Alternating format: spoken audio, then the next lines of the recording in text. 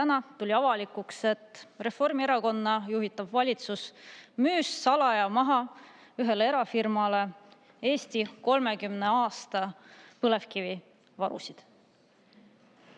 Me räägime Uuskiviõli kaeveväljast. Täiesti salaja eelmise aasta viimastel päevadel müüdi need varud VKG-le maha. Seejuures ei arutatud seda ei avalikkusega, ei olnud mitte mingit arutelu Riigikogus. Ja mis kõige huvitavam, siiamaani ei soovita avalikustada selle ostu-müügitehingu väärtust. Kuidas on võimalik, et otsus, mis puudutab Eesti tulevikku, energiajulgeolekut, varustuskindlust, Eesti riigi, Eesti rahva vara, seda niiviisi varjatakse ja seda tehakse salaja. Ja muidugi see otsus tõstatab küsimusi läbipaistvusest, otsustusprotsessidest, kuidas mõjutatakse selliseid otsuseid poliitiliselt.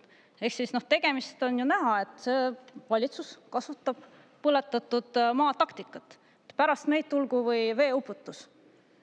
Ja tekib küsimus, et kuidas on võimalik, et soovitakse tekitada sellist pöördumatut kahju Eesti riigile, Eesti inimestele, aga ka meie energiajulgeolekule.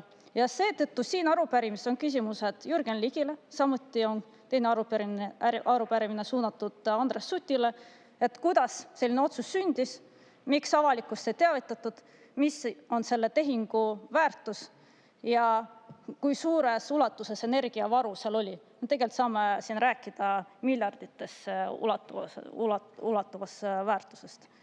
Ja teine asi on see, et tegelikult tänasel valitsusel sellise ülimadala usalduskrediidiga puudub üldse igasugune mandaat teha otsuseid, mis mõjutavad Eestit veel ka 30 aasta pärast. Ja need otsused, mis sünnivad meie energiajulgeoleku arvelt.